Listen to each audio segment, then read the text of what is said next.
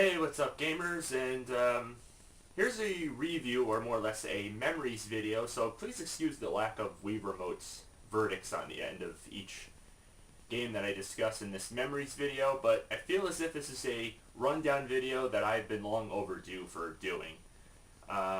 So it's obviously a multi-game review slash memories video, so please excuse the lack of gameplay footage in this one. It's more or less my thoughts on all of this. And it's a game series that I'm sure most of you Nintendo fans have at least played one game out of this whole franchise. And that is Star Fox.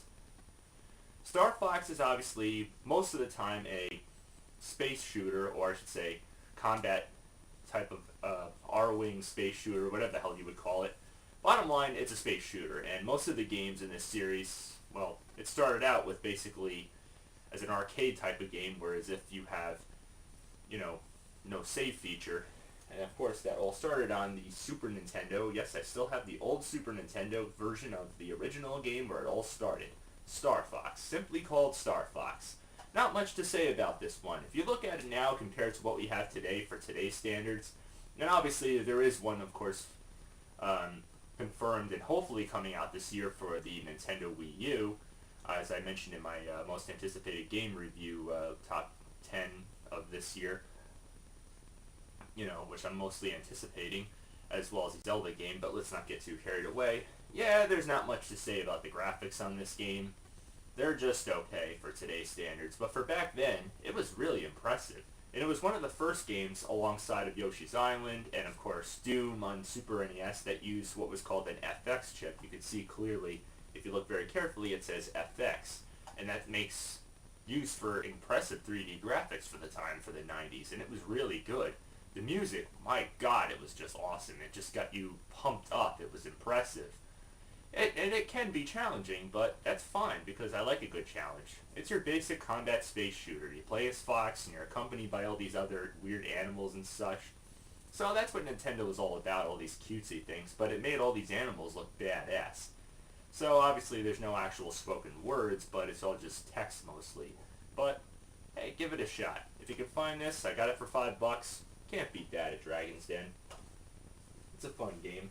And then, of course, was rumored a sequel, which was supposed to come for the Super NES as well, which was supposed to be a direct follow-up, but after constant delays, it never came to be. So that got canceled, and eventually what came was Star Fox 64.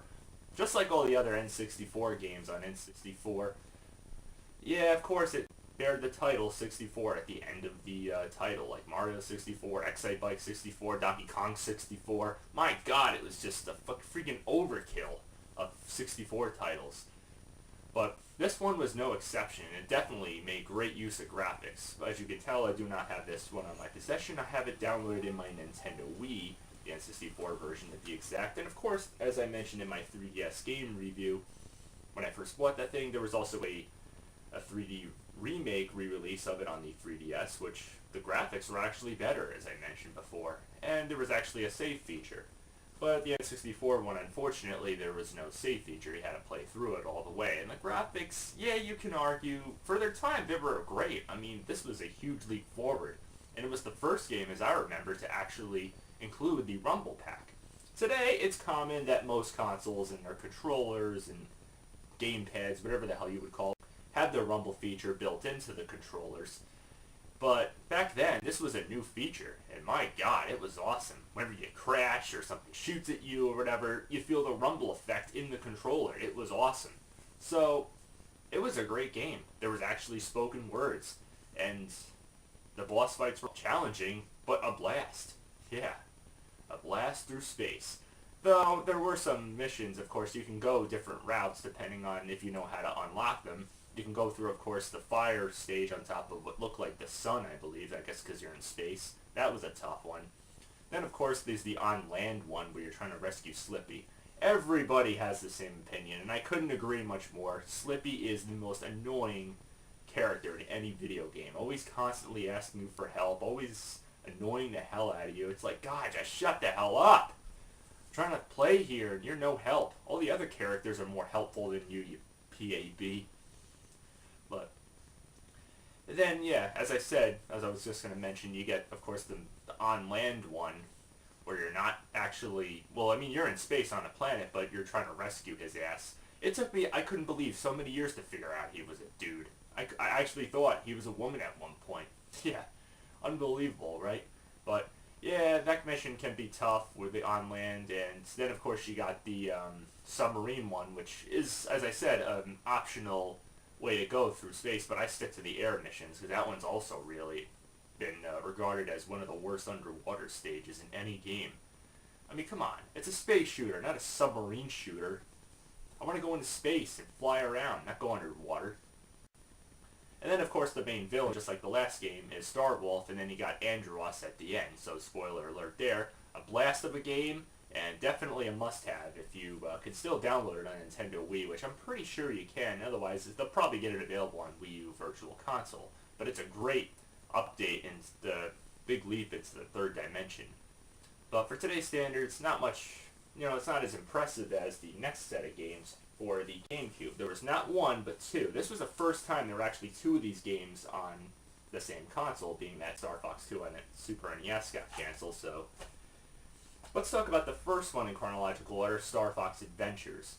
What is it? Is it a space shooter? Sometimes, but most of the time, it's not. It's, instead of going for the more, familiar territory of Star Fox gaming, yeah, of course you do have, go from one planet to the other and you have that familiar gameplay, but most of the time it's just a typical Zelda-like game. What happened? They decided to change the format here of the Star Fox series? Man, that's why most people consider this one the black sheep of the franchise. But you know what? It was awesome. With all the colorful graphics and the music and the sound effects, it was really a blast and I enjoyed playing it.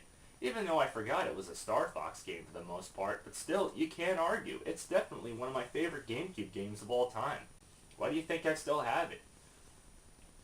So yeah, there's a lot of puzzle solving. You got dungeons, you got boss fights, and you gotta use your staff, and of course get the dinosaur to help you find stuff, and all that nonsense. But it's really a blast. I mean, even though it definitely goes away from familiar territory, but I could tell Nintendo really took a risk that definitely paid off, and that's fine. It's like a gamble that paid off. But if you don't like it, I respect that. But for me, I'm sorry to say, and I'm sure anybody else can agree with me on that, it's a blast. You can't avoid it. So of course that came up with a sequel, which is getting back to more familiar territory, Star Fox Assault. So this obviously takes place after the Star Fox Adventure game, as if you averted the disaster on Dinosaur Planet. That's where you mainly go in that last one. But this one is, well, more of a mixed bag, and I can definitely agree. Some of the on-foot missions aren't as fun. The flying missions are really where it's all at.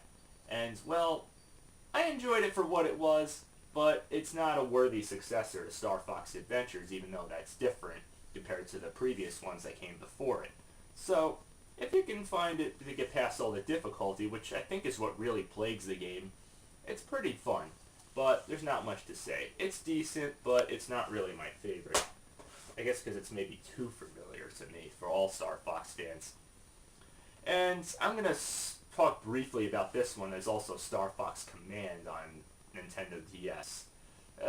Yeah, this one makes pretty good use of the touchscreen pad, and it's pretty decent, and, they try to make spoken words on the DS screen, and really, all it is, you just hear mumbling half the times. I don't know if it's just the game itself, my copy of it, but not much to say. It's okay for some parts, but it's not really quite as interesting as the N64 version, and I really wish they'd done a better job, but it's okay for what it is. So that's my review on the Star Fox and the rundown review. So all I can say is the Star Fox series has its ups and downs. It's a blast, playing as a fox, going through space, shooting enemies. Let's hope for the best out of the Wii U version of Star Fox, if it ever comes this year. If not, maybe that's not the worst thing. After all, they're taking their sweet-ass time with The Legend of Zelda for Wii U.